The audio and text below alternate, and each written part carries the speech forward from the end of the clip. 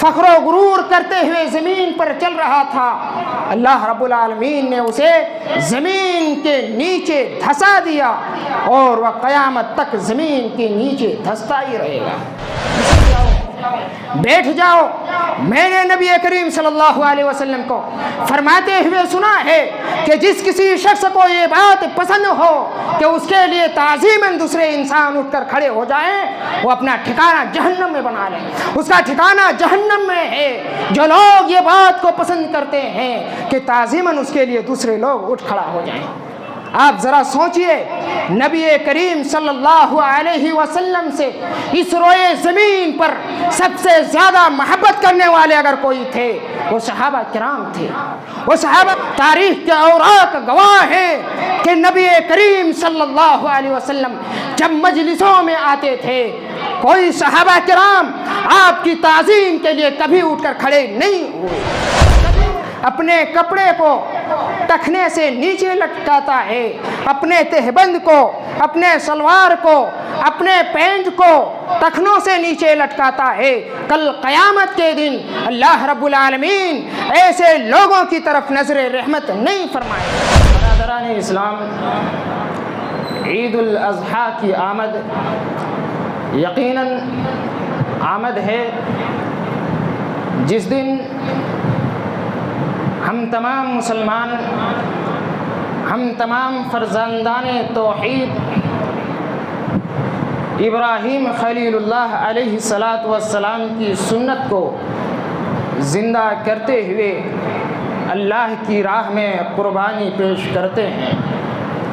ہم سالہ سال سے اللہ کی بارگاہ میں اللہ کی رضا کی خاطر جانوروں کی گردن پر چھری تو چلا رہے ہیں، لیکن جو قربانی کا فلسفہ تھا کہ ہم جانور پر چھری چلانے سے پہلے اپنی انا، اپنے اندر تکبر پر چھری چلاتے، آج وہ چیز ہمارے اندر موجود نہیں ہے۔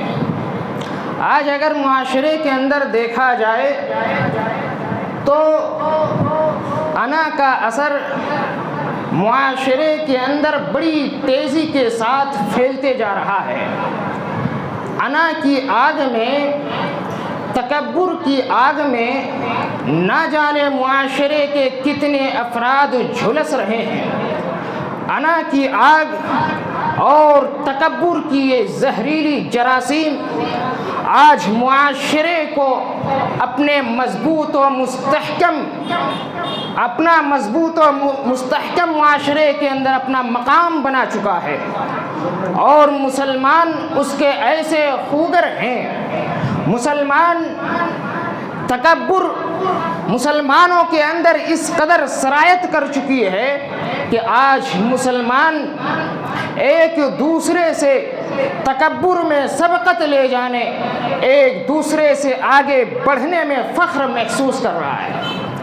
آج معاشرے کے اندر دیکھا جائے تو انا، تکبر کا جو بھوت ہے اکثر و بیشتر لوگوں پر سوار ہو چکا ہے، چاہے وہ عالم ہوں، جاہل ہوں، چھوٹے ہوں، بڑے ہوں، مالدار ہوں یا پھر غریب ہوں، اکثر و بیشتر لوگوں پر یہ انا، یہ تکبر کی بیماری بری طرح سے رچ اور بس چکی ہے۔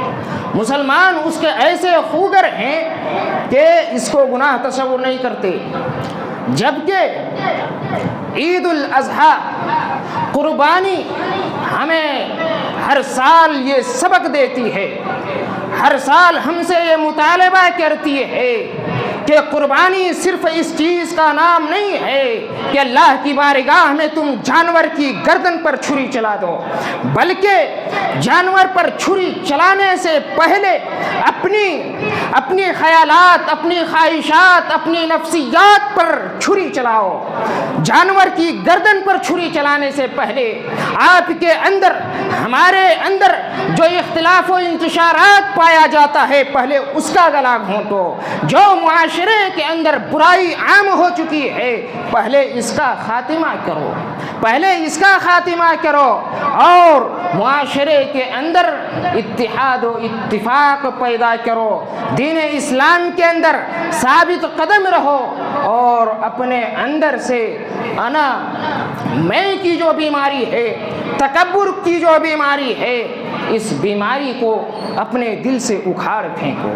اسے صرف ہماری قربانی ہی قبول نہیں ہوگی، بلکہ اس سے ہمارے نفس کا تصفیہ ہوگا اور قربانی کا جو مقصد ہے وہ مقصد بھی پورا ہوگا۔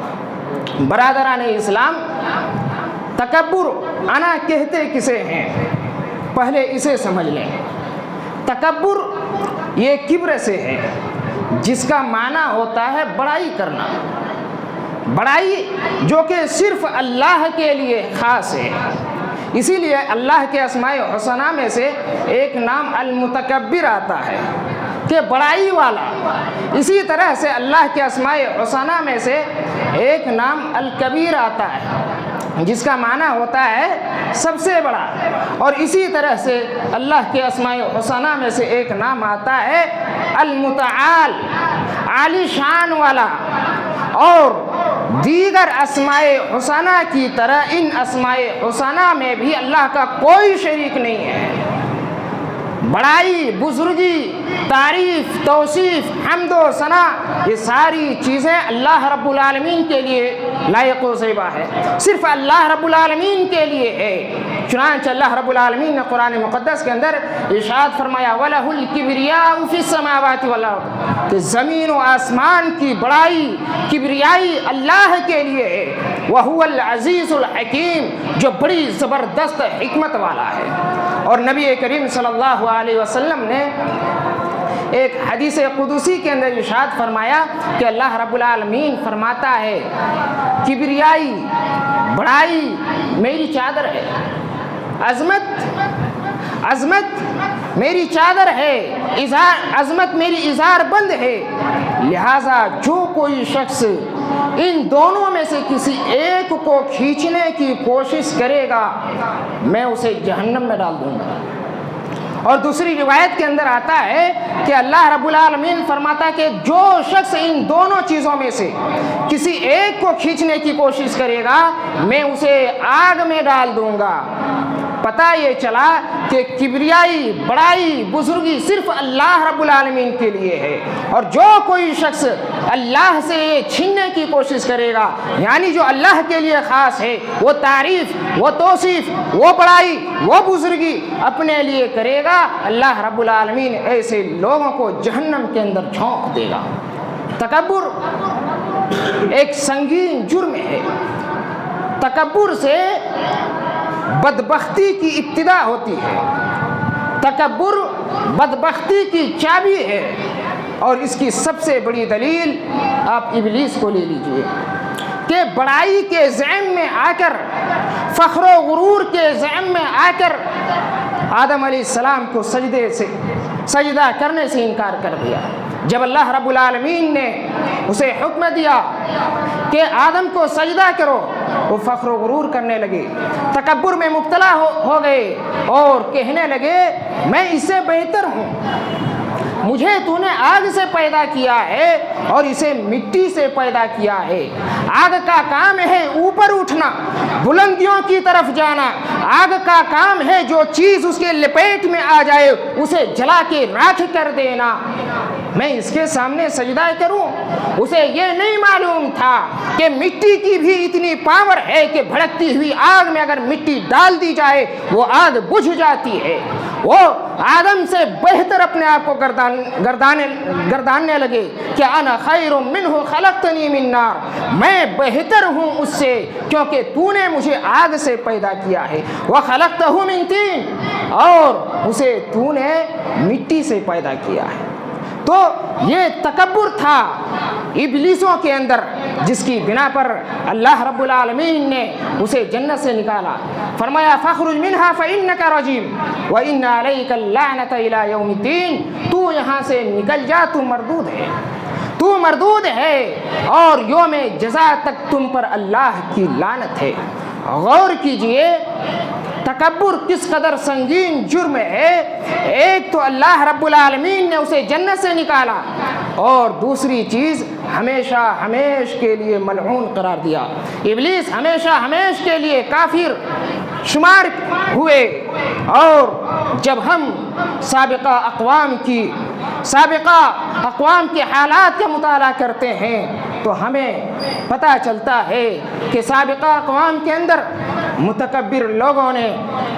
متکبر سرداروں نے انبیاء کرام علیہ السلام کی دعوت کو سب سے پہلے ٹھکرایا کرتے تھے، اور جو کمزور لوگ انبیاء کرام پر ایمان لاتے تھے ان کو بھی اسے روکتے تھے۔ اللہ رب العالمین نے قرآن مقدس کے اندر کئی قوموں کا ذکر کیا ہے۔ ایک آیت کریمہ کے اندر قوم نوح کو ذکر کرتے ہوئے ارشاد فرمایا کہ نوح علیہ السلام اپنے قوم کے لوگوں سے کہا اللہ تعبدوا الا اللہ انی اخاف علیکم عذاب یوم علیم، کہ اے میری قوم کے لوگوں تم اللہ ہی کی عبادت کرو، اس کے سوا کسی کی عبادت نہ کرو، میں تم پر دردناک عذاب سے ڈرتا ہوں، کہیں تم پر دردناک عذاب نہ آ جائے۔ تو قوم کے لوگوں نے، متکبر سرداروں نے جواب دیا، فقال الملأ الذين كفروا من قومه ما نراك الا بشرا مثلنا وما نراك اتبعك الا الذين هم ارادلنا بادي الرأي۔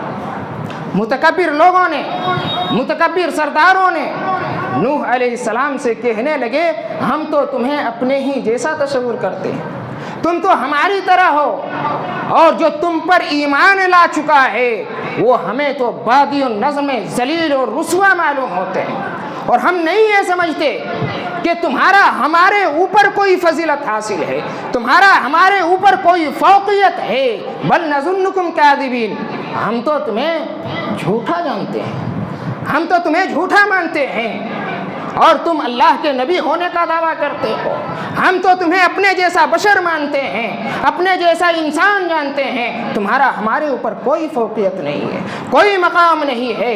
یہ متکبر سرداروں نے جواب دیا تھا۔ اسی طرح سے اللہ رب العالمین نے قوم مدین کا ذکر قرآن کریم کے اندر کیا ہے۔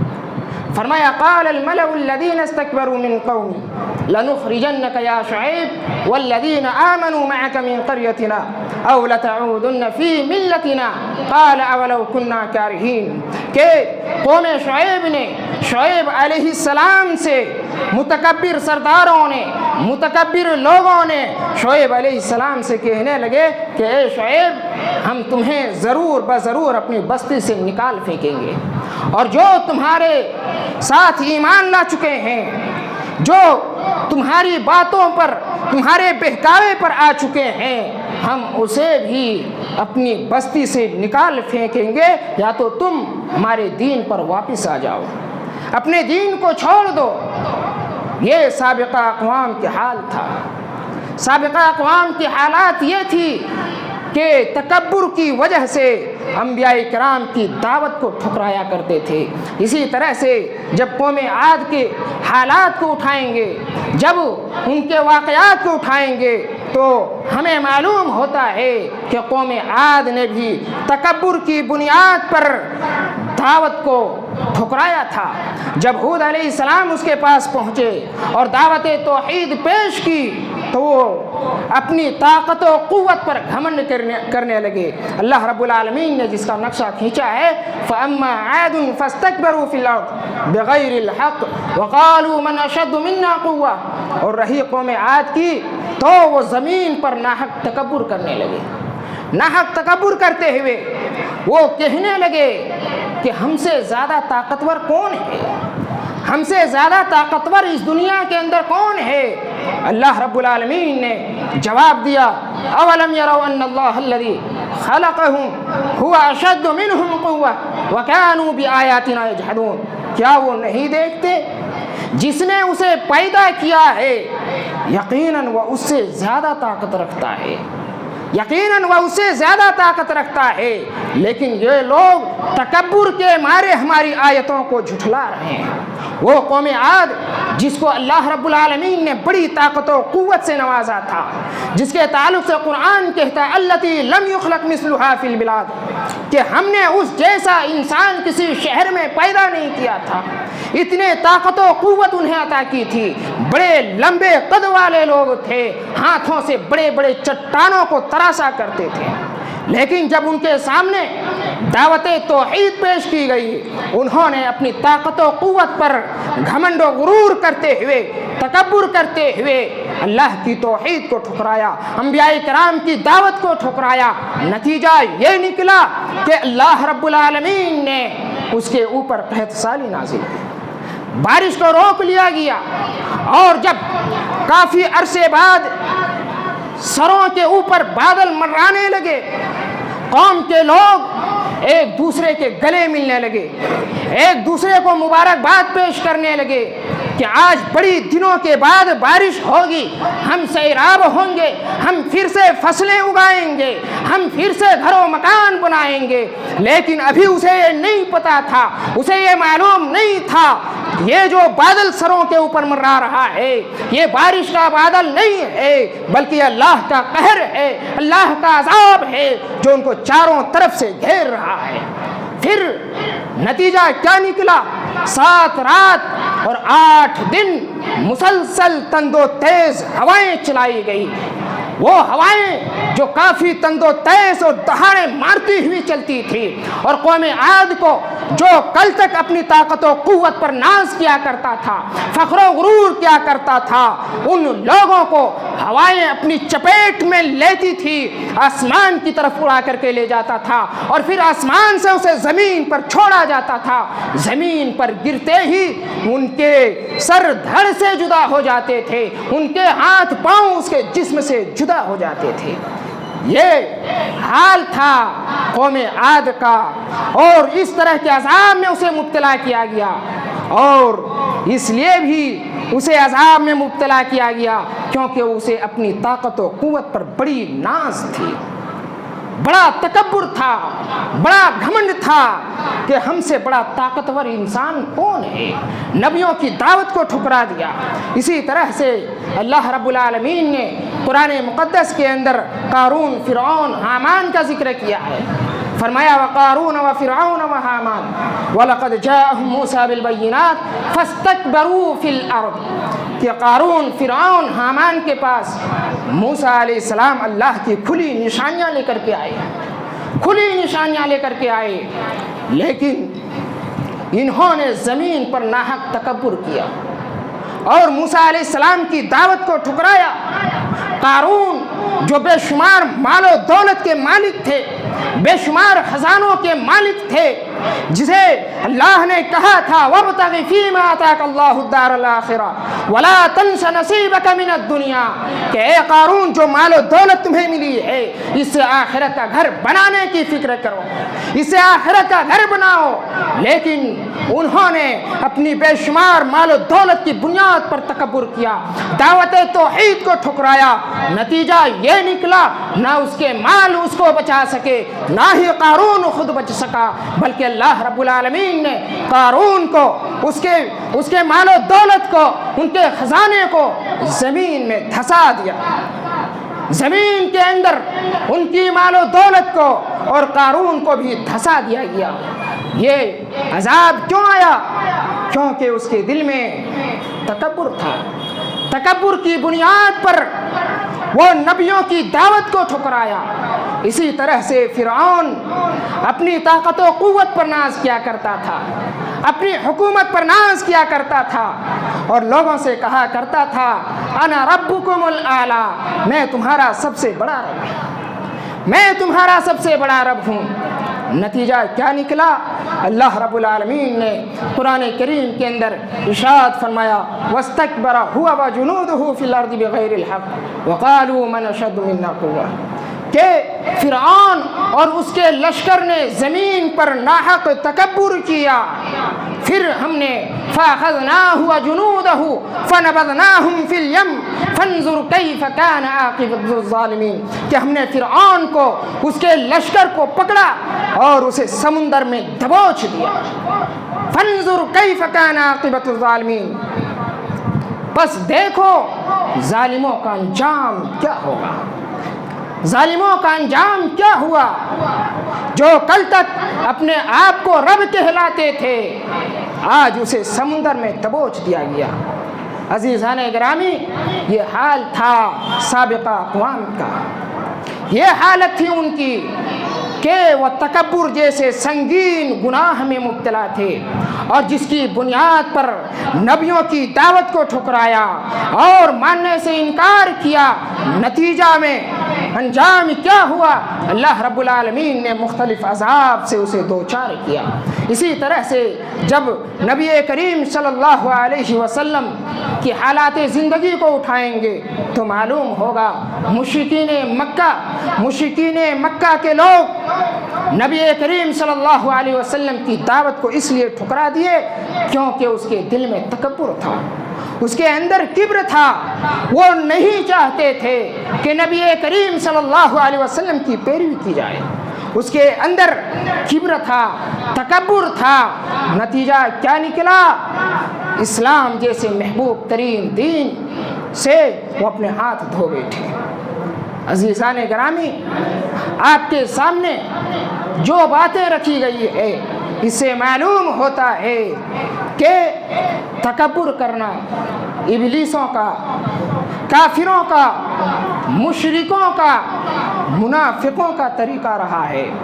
یہ مسلمانوں کے لیے زیب نہیں دیتا کہ وہ اپنے اندر تکبر جیسی بیماری کو رکھے، بلکہ مسلمانوں کو چاہیے کہ اپنے اندر عاجزی، انکساری اختیار کریں۔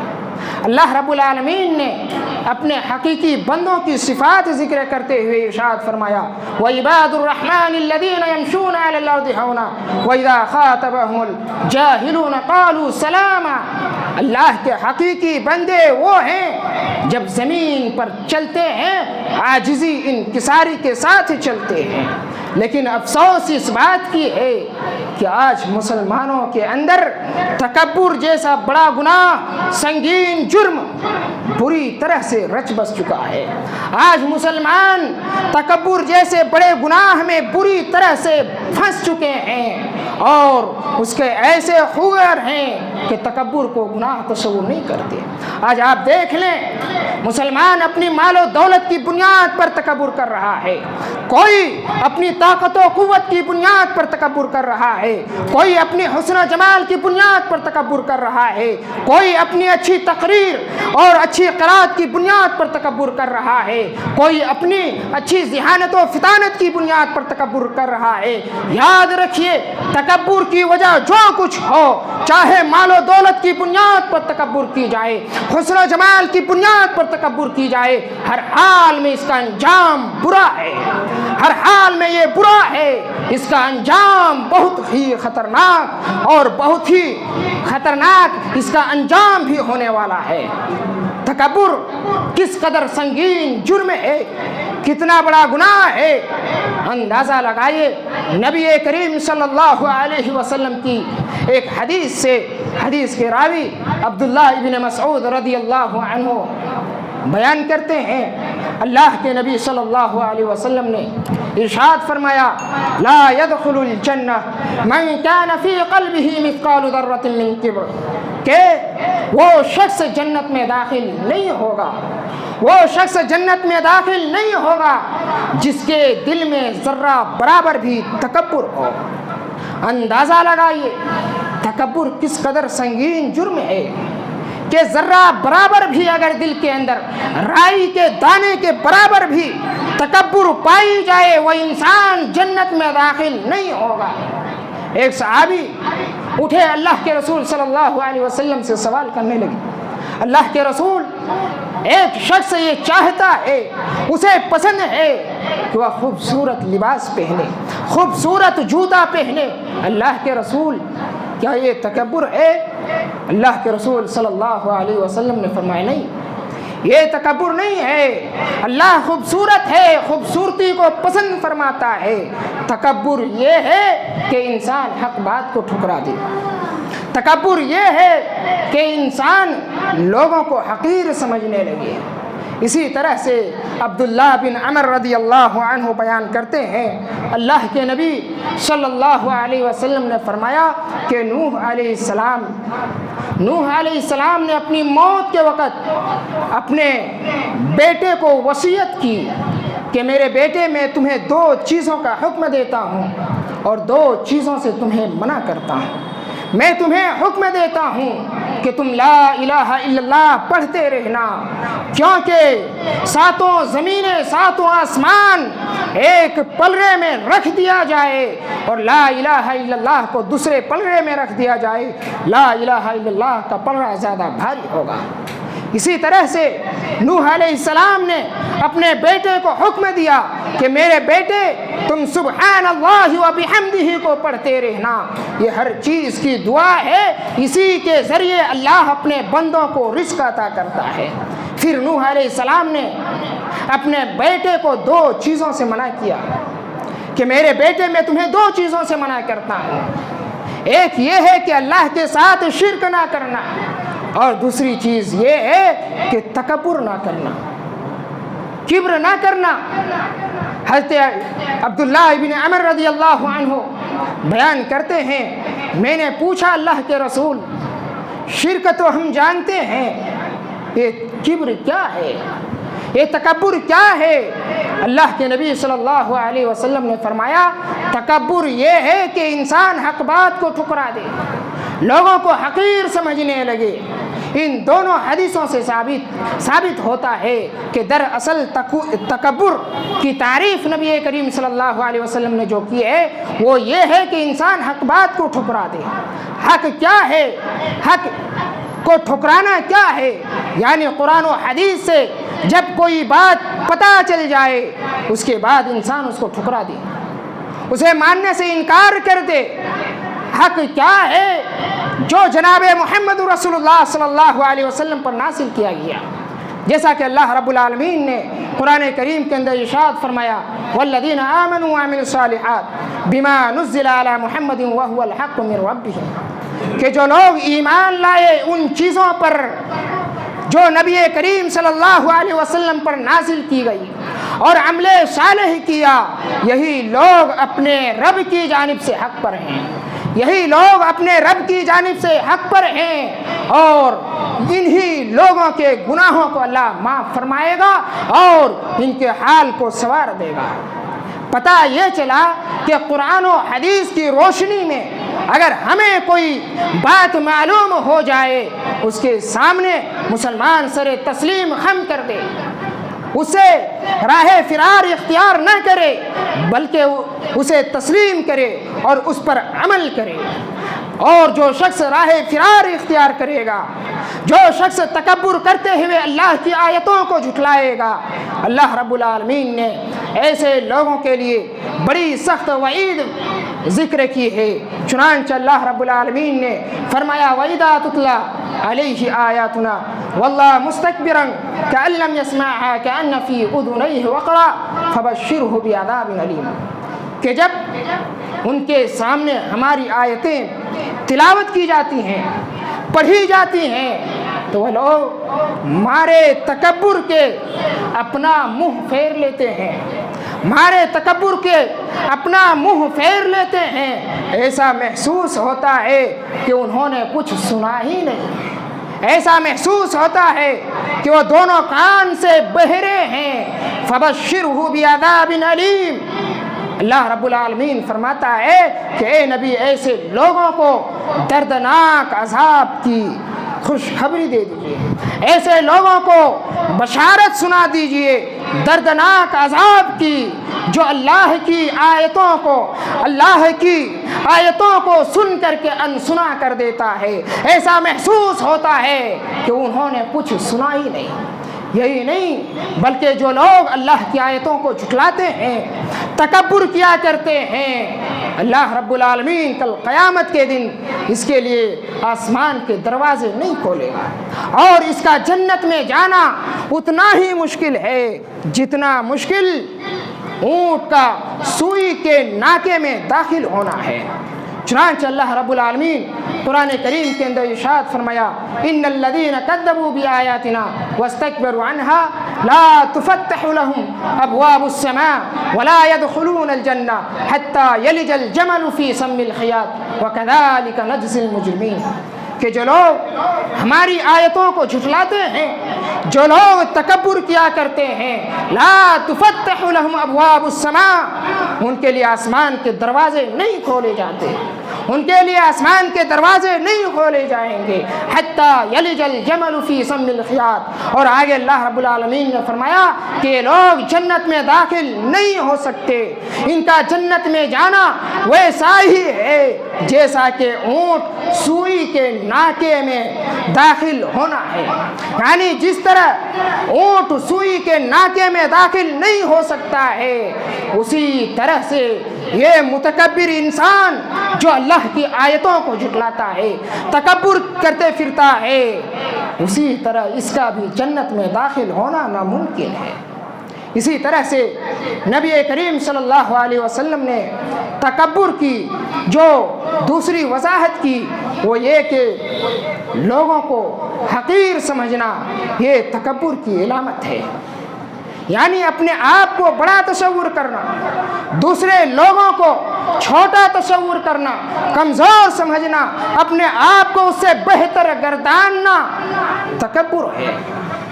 اللہ کے نبی صلی اللہ علیہ وسلم نے اس حدیث کے اندر یہ وضاحت کی ہے کہ تکبر حق بات کو ٹھکرانا، لوگوں کو حقیر سمجھنا، اور یہی وجہ ہے اللہ رب العالمین نے تمام اہل ایمان کو حکم دیا کہ اے ایمان والو، کوئی قوم کسی قوم کی مذاق نہ اڑائے، کوئی عورت کسی عورت کی مذاق نہ اڑائے، ہو سکتا ہے وہ اس سے بہتر ہو، اور اے ایمان والو تم ایک دوسرے پر عیب نہ لگاؤ، ایک دوسرے کو برے القاب سے، برے لقب سے نہ پکارو۔ اسی طرح سے نبی کریم صلی اللہ علیہ وسلم نے بھی ہمیں لوگوں کو حقیر جاننے سے منع کیا ہے، فرمایا المسلم اخو المسلم لا یظلمہ ولا یظلمہ ولا یحقرہ التقوی ہا ہنا، کہ ایک مسلمان دوسرے مسلمان کا بھائی ہے، وہ دوسرے مسلمان پر ظلم نہ کرے، اس پر ظلم و زیادتی نہ کرے، اور ایک دوسرے کو حقیر نہ سمجھے۔ ایک انسان کے برا ہونے کے لیے یہی بات کافی ہے کہ وہ اپنے بھائی کو حقیر جانے، اپنے بھائی کو حقیر سمجھے، اپنے آپ کو بڑا تصور کرے اور اپنے بھائی کو چھوٹا تصور کرے، حقیر جانے۔ ایک انسان کے برا ہونے کے لیے یہی بات کافی ہے۔ عزیزان گرامی، میرے دینی و ملی اسلامی بھائیوں، تکبر ایک سنگین جرم ہے، ایک سنگین گناہ ہے جس سے ہر مسلمان کو بچنا بے حد ضروری ہے، جس سے بچنے کی تلقین اللہ رب العالمین نے قرآن کریم کے اندر بار بار ہمیں اور آپ کو کی ہے، اور نبی کریم صلی اللہ علیہ وسلم نے بھی ہمیں اور آپ کو اس سے ڈرایا ہے۔ اس لیے ہمیں اور آپ کو چاہیے کہ تکبر جیسے سنگین جرم سے اپنے آپ کو بچائیں اور زمین کے اوپر عاجزی انکساری کے ساتھ چلیں۔ جب اپنے مسلمان بھائی سے ملیں، عاجزی کے ساتھ، انکساری کے ساتھ اپنے بھائی کو حقیر نہ جانیں، اپنے بھائی کو حقیر نہ جانیں۔ تکبر ایک سنگین جرم ہے اور اس کی کئی صورتیں ہیں، تکبر کی کئی علامتیں ہیں۔ زمین پر اکڑ کر چلنا یہ بھی تکبر کی صفات میں سے ایک صفت ہے۔ آپ دیکھیے لقمان علیہ السلام نے اپنے بیٹے کو 10 بڑی بڑی نصیحتیں کی تھیں، اس میں سے ایک نصیحت یہ بھی تھی کہ وَلَا تُسَعِّرْ خَدَّكَ لِلنَّاسِ وَلَا تَمْشِ فِي الْأَرْضِ مَرَحًا إِنَّ اللَّهَ لَا يُحِبُّ مَنْ كَانَ مُخْتَالًا فَخُورًا، کہ لوگوں کو حقیر سمجھتے ہوئے، اپنے آپ کو بڑا تصور کرتے ہوئے لوگوں سے منہ نہ پھلانا، لوگوں سے منہ نہ پھلانا، ایک دوسرے سے عاجزی کے ساتھ ملنا اور زمین پر اکڑ کر نہ چلنا، کیونکہ اللہ رب العالمین تکبر کرنے والوں کو، اکڑ کر چلنے والوں کو پسند نہیں فرماتا ہے۔ اسی طرح سے اللہ کے نبی صلی اللہ علیہ وسلم نے ایک حدیث کے اندر ارشاد فرمایا کہ ایک شخص زمین پر اکڑ کر چل رہا تھا، فخر و غرور کرتے ہوئے زمین پر چل رہا تھا، اللہ رب العالمین نے اسے زمین کے نیچے دھسا دیا اور وہ قیامت تک زمین کے نیچے دھستا ہی رہے گا۔ اسی طرح سے تکبر کی صفات میں سے، تکبر کی علامتوں میں سے ایک علامت اپنے کپڑوں کو ٹخنوں سے نیچے لٹکانا، یہ بھی تکبر کی علامتوں میں سے ایک علامت ہے، جس کے تعلق سے اللہ کے نبی صلی اللہ علیہ وسلم نے ارشاد فرمایا، من جر ثوبہ خیلا لم ينظر اللہ الیہ یوم القیامہ، کہ جو شخص اپنے کپڑے کو ٹخنے سے نیچے لٹکاتا ہے، اپنے تہبند کو، اپنے سلوار کو، اپنے پینٹ کو ٹخنوں سے نیچے لٹکاتا ہے، کل قیامت کے دن اللہ رب العالمین ایسے لوگوں کی طرف نظر رحمت نہیں فرمائے گا۔ اور ایک دوسری حدیث کے اندر اللہ کے نبی صلی اللہ علیہ وسلم نے ارشاد فرمایا کہ جو کوئی شخص اپنے تہبند کو ٹخنوں سے نیچے لٹکائے، اسے یہ بات یاد رکھنی چاہیے کہ جو تہبند ٹخنوں سے نیچے لٹک رہا ہے وہ جہنم کی آگ میں ہے، وہ جہنم کی آگ میں بھڑک رہی ہے۔ اسی طرح سے اللہ کے نبی صلی اللہ علیہ وسلم نے ایک تیسری حدیث کے اندر ارشاد فرمایا، ثلاثۃ لا یکلمہم اللہ یوم القیامہ ولا یزکیہم ولا ینظر الیہم ولہم عذاب علیم، المسبل ازارہ، کہ تین شخص ایسے ہیں، تین قسمیں کے ایسے لوگ ہیں جس سے اللہ رب العالمین کل قیامت کے دن نہ بات کرے گا، نہ اس کی طرف نظر رحمت کرے گا، نہ ہی اسے پاک و صاف کرے گا، اور اس کے لیے بڑی دردناک عذاب ہے۔ اللہ کے نبی صلی اللہ علیہ وسلم یہی الفاظ 3 مرتبہ دہرائے، آپ دہرا ہی رہے تھے۔ ابو ذر رضی اللہ عنہ پوچھنے لگے، اللہ کے رسول یقیناً وہ ذلیل و خوار ہوں گے، آپ وضاحت کر دیجئے، آپ بتا دیجئے کون لوگ ہیں جسے اللہ رب العالمین کل قیامت کے دن بات نہیں کرے گا، کون لوگ ہیں جسے اللہ رب العالمین کل قیامت کے دن پاک و صاف نہیں کرے گا، کون لوگ ہیں جس کے لیے اللہ نے بڑی دردناک عذاب کو تیار کیا ہے۔ اللہ کے نبی صلی اللہ علیہ وسلم نے فرمایا، المسبل ازارہ، پہلا وہ شخص جو اپنے تہبند کو ٹخنوں سے نیچے لٹکایا کرتا ہے، پہلا وہ شخص ہے جو اپنے تہبند کو اپنے ٹخنوں سے نیچے لٹکایا کرتا ہے، دوسرا احسان جتلانے والا، تیسرا جھوٹی قسمیں کھا کر اپنے سامان کو بیچنے والا۔ غور کیجئے، تینوں حدیث کے اندر کپڑے کو ٹخنوں سے نیچے لٹکانا کتنا بڑا سنگین گناہ ہے کہ اللہ کے نبی صلی اللہ علیہ وسلم نے فرمایا، ٹخنوں سے نیچے لٹکا ہوا کپڑا جہنم کی آگ میں ہے۔ دوسری طرف ارشاد فرمایا، اللہ کل قیامت کے دن اسے بات نہیں کرے گا، جبکہ یہ برائی کپڑوں کو ٹخنوں سے نیچے لٹکانا آج مسلمانوں کی زینت بن چکی ہے۔ آج دیکھیں، مسلمانوں کو کپڑا اٹھانا وہاں یاد آتا ہے جب وہ نماز کے لیے آتے ہیں، وہ یہ سمجھتے ہیں کہ یہ حکم جو ہے صرف نماز کے لیے ہے۔ عام دنوں میں، عام وقت میں، گھروں میں، بازاروں میں ہم کپڑے کو ٹخنوں سے نیچے لٹکا سکتے ہیں، جبکہ ایسی کوئی بات نہیں ہے۔ آپ اپنے گھر میں، بازار میں، جہاں کہیں بھی ہوں، آپ کے لیے حرام ہے کہ کپڑے کو ٹخنوں سے نیچے لٹکایا جائے۔ یہ تکبر کی علامتوں میں سے ایک بہت بڑی علامت ہے لوگوں۔ اسی طرح سے تکبر کی علامتوں میں سے ایک علامت یہ بھی ہے کہ کوئی شخص اس بات کو پسند کرے کہ میرے لیے تعظیماً دوسرے لوگ اٹھ کھڑے ہو جائیں، یعنی تعظیم کے لیے میں کہیں جاؤں تو وہاں کے لوگ اٹھ کے کھڑے ہو جائیں۔ حضرت معاویہ رضی اللہ عنہ ایک مجلس میں جاتے ہیں جہاں پر عبداللہ بن عمر اور ابن صفان ہوتے ہیں۔ جب معاویہ رضی اللہ عنہ پہنچے عبداللہ بن عمر ابن صفان اٹھ کر کھڑے ہو گئے۔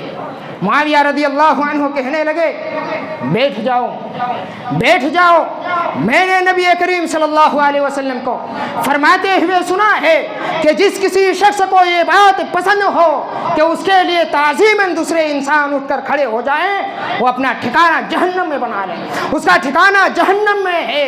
جو لوگ یہ بات کو پسند کرتے ہیں کہ تعظیماً اس کے لیے دوسرے لوگ اٹھ کھڑا ہو جائیں۔ آپ ذرا سوچئے، نبی کریم صلی اللہ علیہ وسلم سے اس روئے زمین پر سب سے زیادہ محبت کرنے والے اگر کوئی تھے وہ صحابہ کرام تھے۔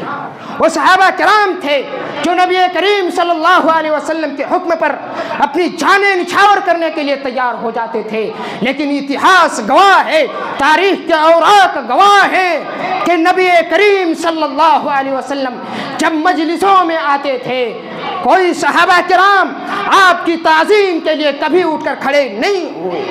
کبھی بھی صحابہ کرام نبی کریم صلی اللہ علیہ وسلم کی تعظیم کے لیے اٹھ کر کھڑے نہیں ہوئے۔ کہ اس بات کی دلیل ہے لوگوں کہ تعظیماً کسی کے لیے اٹھ کے کھڑا ہونا یا یہ سمجھنا، اس چیز کو پسند کرنا کہ لوگ ہمارے لیے اٹھ کر کھڑے ہو جائیں، ہماری تعظیم کریں، یہ بڑی خطرناک اور بڑا ہی دردناک گناہ ہے جسے اللہ کے نبی صلی اللہ علیہ وسلم نے تمام لوگوں کو آگاہ کیا ہے کہ اس گناہ سے بچیں۔ حضرت انس رضی اللہ عنہ بیان کرتے ہیں اللہ کے نبی صلی اللہ علیہ وسلم سے صحابہ کرام کے نزدیک اللہ کے نبی سب سے زیادہ محبوب تھے، لیکن میں نے اپنی پوری زندگی میں کبھی نہیں دیکھا کہ صحابہ کرام نبی کریم صلی اللہ علیہ وسلم کی تعظیم کے لیے اٹھ کے کھڑے ہوئے ہوں، جبکہ نبی کریم صلی اللہ علیہ وسلم سے محبت کرنے والے اس روئے زمین پر سب سے زیادہ اگر کوئی شخص نبی کریم صلی اللہ علیہ وسلم سے سب سے زیادہ محبت کرنے والے کوئی تھے وہ صحابہ کرام تھے، لیکن آپ لوگ جانتے تھے کہ اللہ کے نبی صلی اللہ علیہ وسلم کو یہ بات ناپسند ہے۔ لہٰذا ہمیں اور آپ کو چاہیے کہ تکبر کی جتنی صفات ہے اس سے اپنے دامن کو اپنے آپ کو بچائیں، عاجزی انکساری کے ساتھ اپنی زندگی گزاریں، اپنے اندر سے تکبر جیسی مہلک بیماری کو ختم کریں۔ اللہ کے نبی صلی اللہ علیہ وسلم نے جہنمیوں کی علامتوں میں سے ایک علامت یہ ذکر کی ہے، آپ صلی اللہ علیہ وسلم نے ارشاد فرمایا الا اخبرکم باہل النار، اے لوگو کیا میں تمہیں جہنمیوں کی علامت نہ بتا دوں، اے لوگو کیا میں تمہیں خبر نہ دے دوں کہ جہنمی کون ہیں؟ ہر تند مزاج، ہر جھگڑالو انسان، زمین پر اکڑ کر چلنے والا، تکبر کرنے والا انسان جہنمی ہے۔ آپ اندازہ لگائیے کہ تکبر کس قدر سنگین گناہ ہے۔ اس لیے ہمیں اور آپ کو چاہیے کہ تکبر جیسے گناہ سے اپنے آپ کو بچائیں، اور یہ تکبر جو ہے اس کو یہ انا اور میں کو اس قربانی سے پہلے اپنے اندر سے اس چیز کو ختم کریں، کیونکہ قربانی ہمیں یہ درس دیتا ہے کہ ہم اپنے اندر سے انا اور تکبر کو ختم کریں، اس کو فنا کریں، زمین کے اوپر عاجزی انکساری اختیار کریں۔ اللہ رب العالمین سے دعا ہے پروردگار عالم تو ہم تمام مسلمانوں کو عاجزی انکساری اختیار کرنے کی توفیق عطا فرما۔ پروردگار عالم تو ہم تمام مسلمانوں کو اپنے دلوں سے تکبر جیسی بیماری کو ختم کرنے کی توفیق عطا فرما۔ پروردگار عالم تو ہم تمام مسلمانوں کے دلوں میں اتحاد و اتفاق پیدا فرما۔ پروردگار عالم تو جب تک ہمیں زندہ رکھ، ایمان و اسلام کی حالت میں رکھ، جب ہمارا خاتمہ ہو ایمان بالخیر کے ساتھ ہو۔ آمین۔ وآخر دعوانا ان الحمد للہ رب العالمین۔ بارک اللہ۔